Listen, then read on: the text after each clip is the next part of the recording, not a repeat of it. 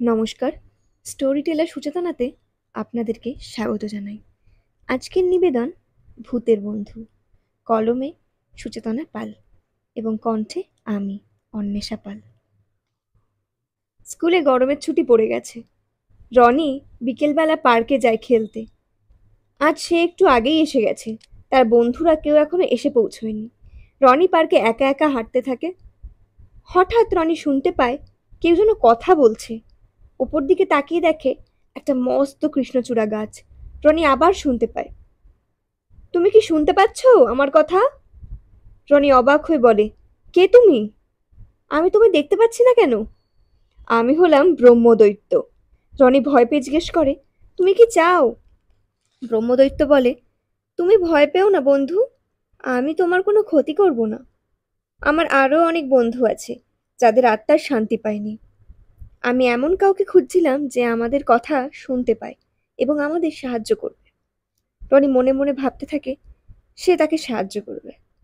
সে আরও ভাবে যে ব্রহ্মদৈত্যের সাথে তার বন্ধু রিমি, বুবুন এবং বনির সাথে পরিচয় করিয়ে দেবে। তারপর বন্ধুরা পার্কে আসলে রনি তার বন্ধুদের কথা তাদেরকে বলে। সকলে মিলে ভাবে তারা একটা ক্লাব তৈরি করবে আর তারা সেখানে ভূতেদের সাথে বন্ধুত্ব করবে। তারা তাদের নতুন অ্যাডভেঞ্চারের জন্য রওনা দেয়।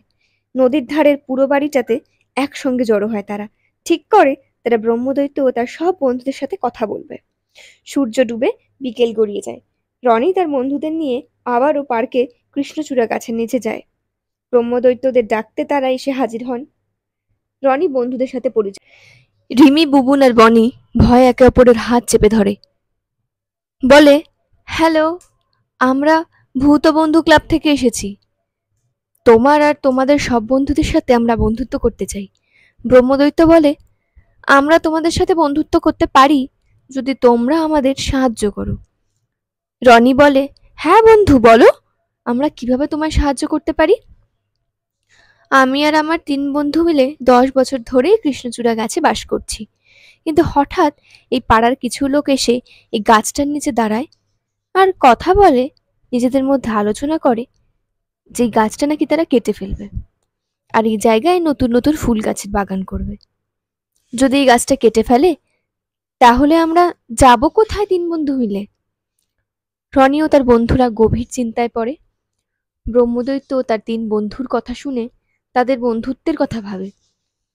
যদি কেউ তাদের আলাদা করে দেয় তাহলে তাদের কতটা কষ্ট হবে। রনি বলে, বন্ধু তুমি চিন্তা করো না, আমি ও আমার বন্ধুরা তোমাদের সাহায্য করব। এই বলে তারা যে বাড়ি চলে যায়। পরের দিন নদীর পাশের পোড়ো বাড়িতে মিটিং করে। সবাই গোল করে বসে চিন্তা করতে থাকে কিভাবে তারা নতুন বন্ধু ব্রহ্মদৈত্যকে সাহায্য করবে। তারা ঠিক করে এই গাছ তারা কিছুতেই কাটতে দেবে না। পরদিন সকালে কৃষ্ণচূড়া গাছের নিচে যায়। কিছুক্ষণ পর সেই লোকগুলো আবার আসে। বাচ্চারা তাদের বলে এই গাছটা কাটা যাবে না। লোকগুলো বাচ্চাদের কথা হেসে উড়িয়ে দেয়। যে জমিতে কৃষ্ণচূড়া গাছটা আছে, বাচ্চারা সেই লোকটার কাছে যায় এবং অনুরোধ জানায় যে তিনি যেন গাছটা না কাটেন। ভদ্রলোক বাচ্চাদের কথা ফেলতে পারে না। তিনি বাচ্চাদের কথা রাজি হয়ে যায় এবং গাছটি কাটে না। ব্রহ্মদৈত্যদেরও চিন্তা দূর হয়, বাচ্চাদের সাথেও বন্ধুত্ব হয়ে যায়। প্রতিদিন তারা একসঙ্গে গল্প করে, খেলা করে। ব্রহ্মদৈত্যদের আর কেউ দেখতে পায় না রনি, বুবুন, রিমি আর বনি ছাড়া। নমস্কার।